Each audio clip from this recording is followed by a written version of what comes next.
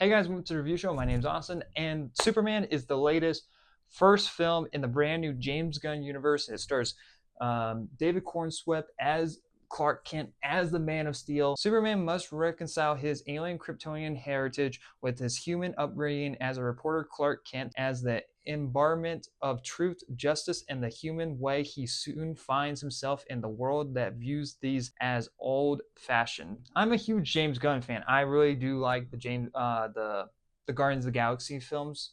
I think those are great films for what those were. I even enjoyed his version of Suicide Squad and Peacemaker. So I was really looking forward to this film. The marketing didn't really do much for me besides that first trailer. That was honestly a really good first trailer, but the marketing was kind of weak after that. But I was still holding out for this film. And I walked out having a good time with this movie. I did have a bunch of laughs and I was smiling on the screen. As soon as David Cornswept walked on screen as Superman, I'm like, this is Superman. And I'm a huge fan of Henry Cavill. I think he does a great job as Clark Kent, as Superman, for that serious type of role. But his character never really brought in the hope, the light of what Superman, the colorful side of Superman, what this version of Superman is, this version.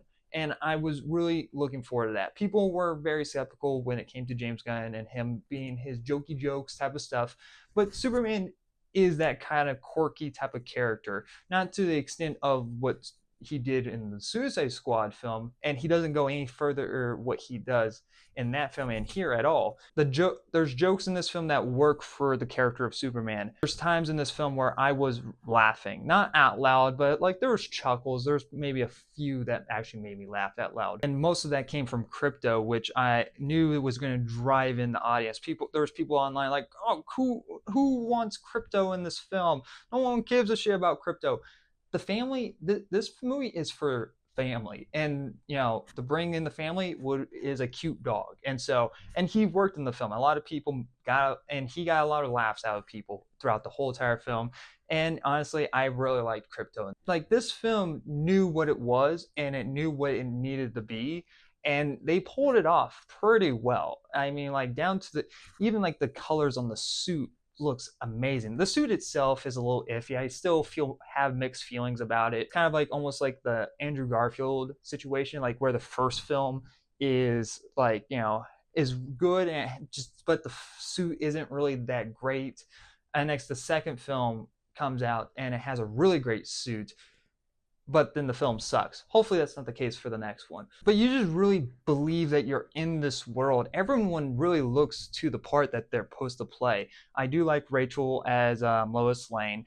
Honestly, it was a little kind of hard to get used to her voice, because she did sound like she smoked a pack of cigarettes. That might be a little mean. Actually, no.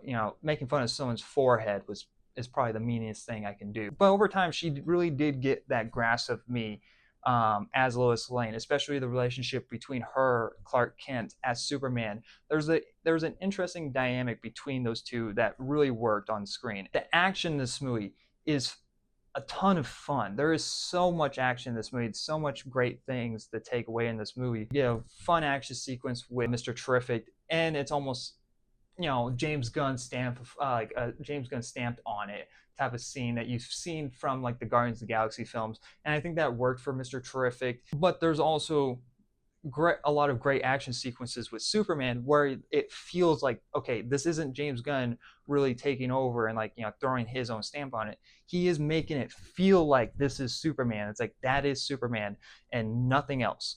And he does a fantastic job with that. And that's the most important thing about this movie, is that it is a Superman movie. The one thing I was a little skeptical kind of about, like, this is going to be a movie set in a universe already set up. There's really no origin stories. There's a little bit of origin set up here, but not really that much. This is a universe that's already been going on for a while now, and you have all of these characters show up in the film, and it's like, is it going to be overtaken by all these other characters where it's not going to feel like a Superman movie? It is a Superman movie, and he shines throughout the whole entire thing. Now, with that being said, I didn't love this movie.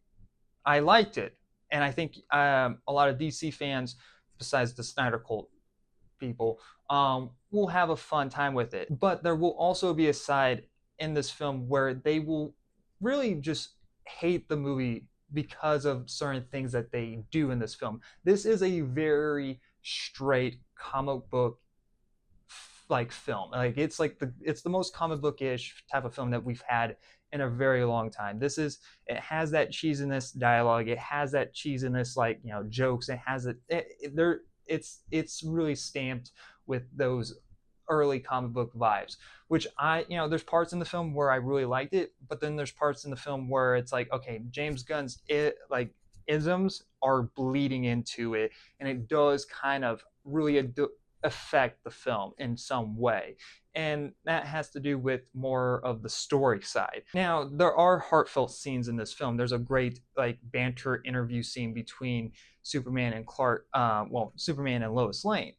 And there's like a really interesting setup there about him wanting to save people, but there's also laws that he has to follow as well. And he doesn't really care about the laws. He just wants to save people. I'm like, that's interesting. That's actually an interesting subplot for Superman, who's an alien who doesn't really have his own actual home, but he calls Earth his home. But besides that initial scene, that initial setup, and that actually had some form of heartfelt going on in the film, they don't really do much with it.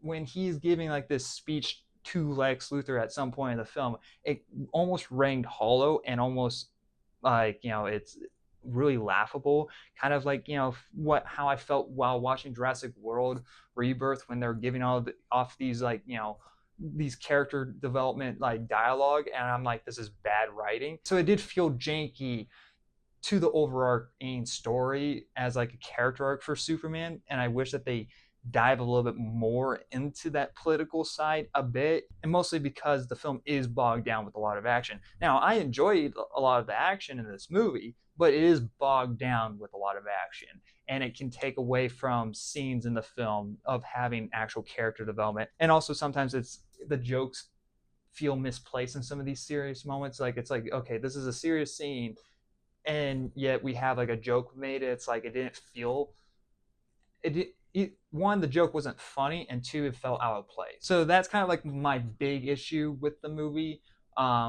mainly it itself. And Nicholas Hoult as Lex Luthor, he looks the part, but he does really go over the top with his acting, or whatever James Gunn is telling him what to do, because he feels like he's trying to pull off Lex Luthor from the comic books with all these like dramatic, like loud, like emotional moments, and like doing all of these things with his face, and it's like, okay, no thanks. So like, I want that colorful comic booky side in this movie, but I also want it not to go too far. I think there's going to be a big group of people that will have an issue with that. Like, I took Evan to see this film, and that's kind of like one of the reasons why he didn't like the movie. It was just really, he felt it was very janky. And so I understand, but also that's kind of what I expected, and that's what I kind of wanted. So I knew going in what to expect and knew what was going to happen. That's someone as an audience that I want, but it doesn't always work. I think Man of Steel is a way better film still than this movie,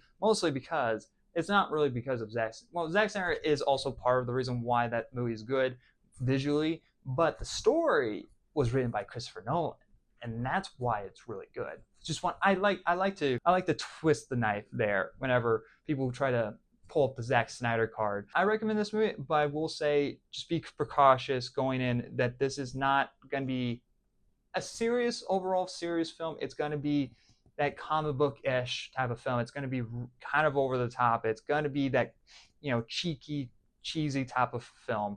But honestly, it does work for what they are trying to go for. And I'm very curious to see what they do next in this universe. I'm looking forward to Supergirl.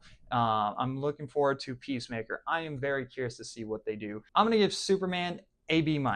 Honestly, I really had a good time with this movie. It's not one of my favorite comic book movies of all time, but it is a really good Superman film that haven't had in a very long time.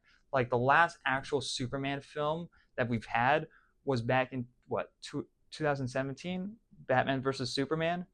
If that's peak comic book for a lot of people, that the Jolly Rancher, I would rather take Nicholas Holt's Lex Luthor over the Jolly Rancher. But I digress. So anyway, guys, thanks for watching. Like always, I'll see you guys next review. Bye, guys.